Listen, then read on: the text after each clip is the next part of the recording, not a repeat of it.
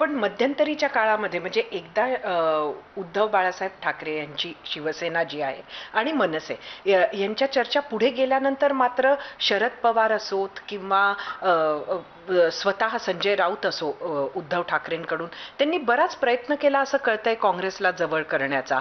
अगदी थेट राहुल गांधींना सुद्धा त्यांनी फोन केला. त्यामुळे नक्की काय घडलं?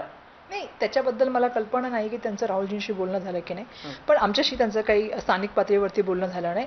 आणि सर्वसाधारणपणे एआयसीसीने असा निर्णय घेतला होता की हे सगळे जे निर्णय आहेत ते स्थानिक पातळीवर, म्हणजे मवियानं एकत्र लढलं पाहिजे, मवियानं एकत्र लढलं पाहिजे असं जे सातत्यानं मीडियामध्ये ते बोलत होते, असं जरी असलं तरी तुमच्याशी कुठलाच संपर्क झाला नाही? आमच्याशी कुठल्याही तऱ्हेची त्या ठिकाणी स्थानिक लेवलला चर्चा झाली नाही. जसं मी तुम्हाला सांगितलं की मागील जवळपास खूप सारे महिने आमच्याशी एकत्र अशी काही चर्चा झालेली नाही. आम्हाला कोणी बोलून त्या संदर्भात बोललेलं गेलेलं नाही. खरं तर गेली 5 वर्ष तुम्ही एकत्र आहात, म्हणजे त्याच्या आधी राष्ट्रवादी बरोबर आपण होताच, पण आता गेली 5 वर्ष आपण त्यांच्याही बरोबर आहात. त्यामुळे महाविकास आघाडी आज कुठेतरी तुटली हा निर्णय घेत असताना काँग्रेसच्या हायकमांडचं काय मत होतं? राहुलजी किंवा खरगेंशी यावर स्पेसिफिक चर्चा झाली असेल आपली? नाही, आपलं बिलकुल बरोबर म्हणणं आहे की आम्ही त्यांच्याबरोबर महाविकास आघाडी केली, आम्ही इंडिया अलायन्स पण केली. तुम्हाला माहिती आहे मुंबईमध्ये सुद्धा त्याचा कार्यक्रम मोठ्या प्रमाणामध्ये पार पडला. आणि इंडिया अलायन्स असे किंवा महाविकास आघाडी करताना जो कॉमन मिनिमम प्रोग्राम ठरला गेला ज्याच्यावरती चर्चा झाली, ज्याच्यामध्ये संविधान हा महत्त्वाचा धागा होता. सांगायचं तात्पर्य असं की कुठलेही इंडिया अलायन्स असो किंवा महाविकास आघाडी असो, हे करताना त्या ठिकाणी कॉमन मिनिमम प्रोग्राम होता आणि संविधान आमचा धागा होता. आत्ता तुम्ही जो प्रश्न विचारला की खरगे साहेबांशी आणि आदरणीय नेते राहुल गांधीजींशी तुमची या विषयावरती चर्चा झाली का?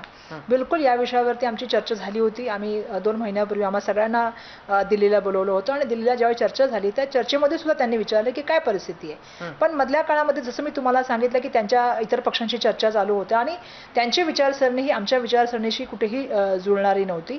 आणि मग आम्ही ती भूमिका सांगितली की बाबा अशी अशी परिस्थिती आहे. त्यांनी सांगितलं की कुठलाही निर्णय घेताना तुम्ही स्थानिक पातळीवरती तुमचा जो निर्णय असेल तो तुम्ही घ्यावा. आणि सातत्याने आपण बघितलं असेल की कार्यकर्त्यांची पण म्हणणं होतं की विधानसभा असेल किंवा लोकसभा असेल याच्यामध्ये आम्ही तिकीट लढताना आम्ही पूर्ण प्रामाणिकपणे जे आहे ते महाविकास आघाडीचं काम केलेलं आहे. त्यामुळे आमची अपेक्षा अशी होती की कुठेतरी आम्हाला सुद्धा त्या ठिकाणी चर्चेमध्ये किंवा इतर गोष्टीमध्ये आम्हाला इन्व्हॉल्व करण्याची आवश्यकता होती, जी त्या ठिकाणी झाली नाही.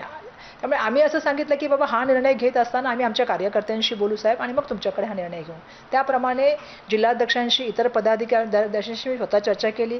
मुंबईच्या एक्झिक्युटिव्ह कमिटीमध्ये आम्ही ही चर्चा केली आणि त्याच्यानंतर जेव्हा आमचे प्रभारी आले तेव्हा सर्व कार्यकर्त्यांनी मिळून त्या ठिकाणी हा प्रस्ताव मांडला, ज्याला सहमती मिळाली आणि त्याच्यानंतर जे आहे ते स्वबळाचा नारा देण्यात आला आणि मग पुढची जी आहे त्या गोष्टी चालू झाल्या. म्हणजे खरं तर हीच अडचण मला वाटतं काँग्रेस पक्षाची शिवसेनेबद्दल